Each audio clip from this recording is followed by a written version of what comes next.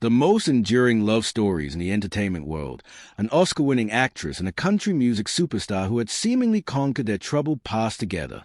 But behind the red carpets, tearful award show speeches, and carefully curated public appearances, something was quietly breaking down. Court documents filed in late 2025 confirmed what many had long suspected. Nicole had filed for divorce after 19 years of marriage.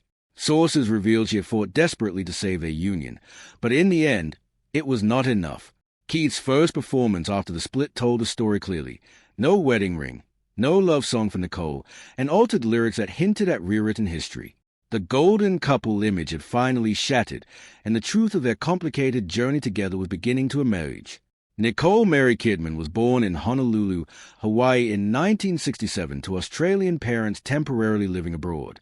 Her father, Anthony Kidman, was a clinical psychologist and biochemist, while her mother, Yanelle, worked as a nurse and educator.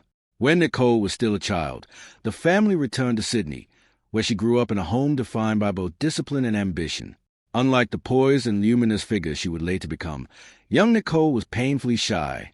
She would blush so intensely when asked to speak in class that her teachers genuinely worried about her confidence.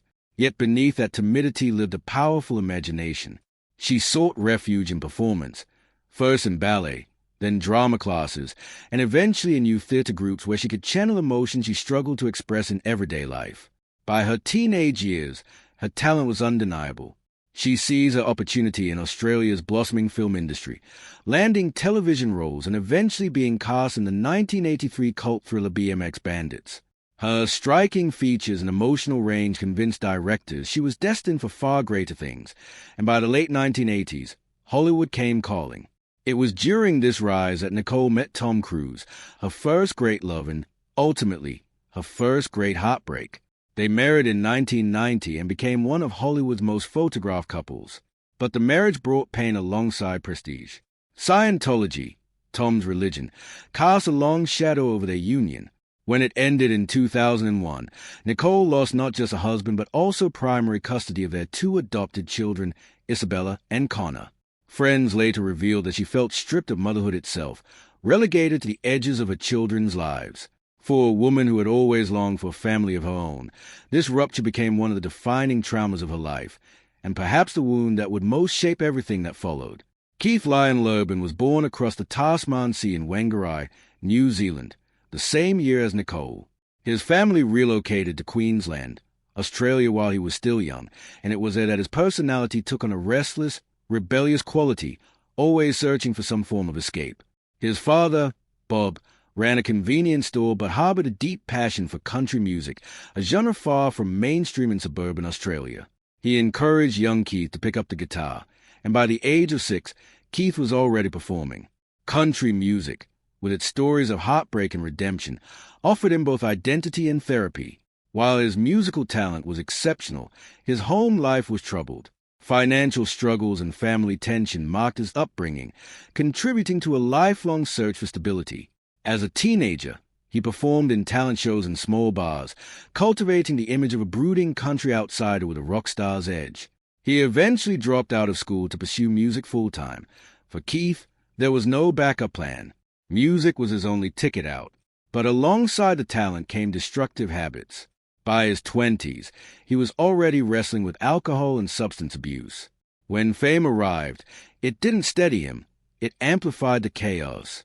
He moved to Nashville in the early 1990s, and after years of grinding away on the circuit, his breakthrough finally came in 1999 with his self-titled American debut album.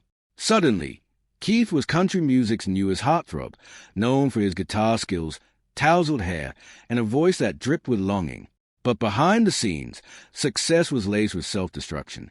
By the time he met Nicole in 2005, he had already been in and out of rehabilitation, living with a constant fear that his addictions might eventually cost him everything he had worked so hard to build. Nicole and Keith appeared, on the surface, to come from entirely different worlds, Hollywood prestige versus Nashville grit. What truly bound them was the weight of everything they carried. Nicole bore the scars of a lost family and a marriage that had made her deeply wary of control and betrayal.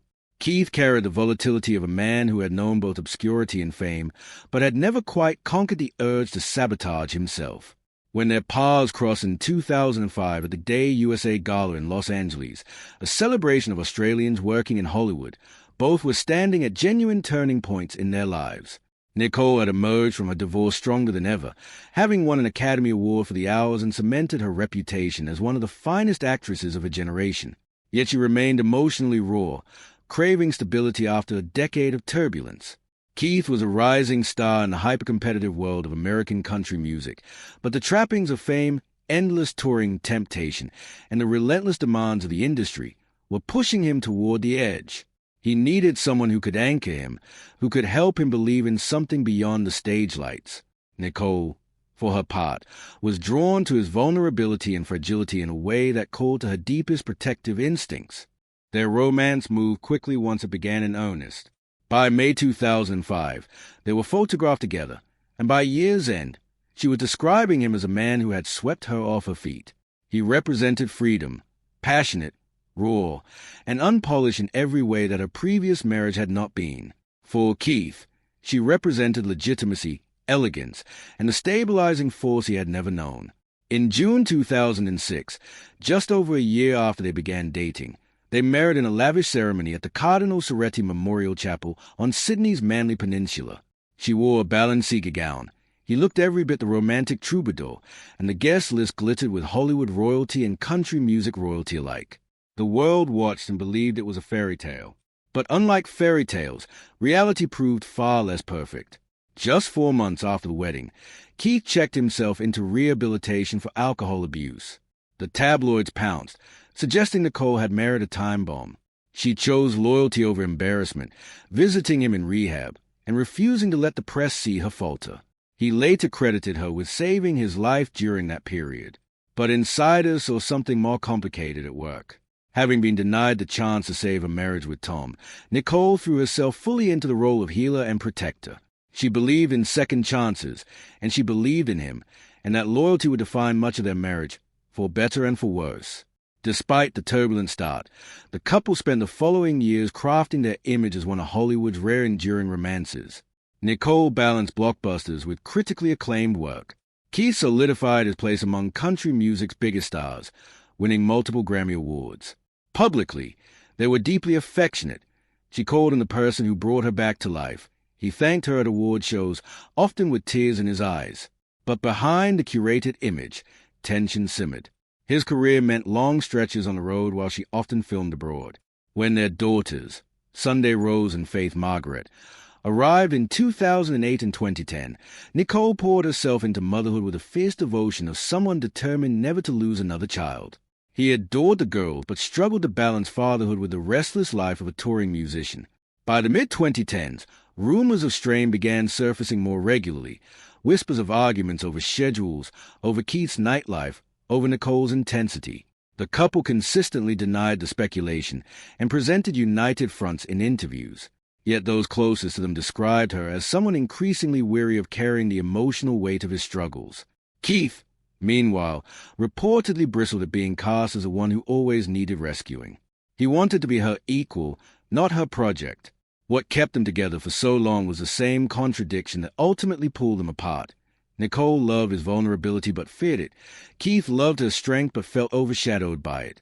Their marriage was a constant negotiation between saving and resisting, between passion and exhaustion. By 2023 and 2024, whispers had grown louder. Anonymous sources hinted they were living parallel lives, together but apart. Paparazzi photos appeared to confirm it. She began attending events solo, while he was spotted on tour without his wedding ring. Their public declarations began to sound less like spontaneous expressions of love, and more like rehearsals of an old, familiar script. The fairy tale was showing its seams.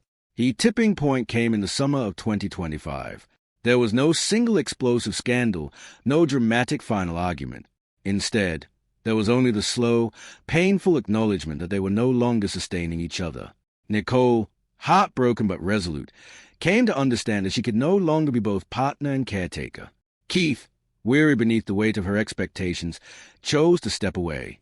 When she filed for divorce in Davidson County, Tennessee in late September 2025, citing irreconcilable differences, the world gasped, though for those who had been watching closely, the end felt inevitable.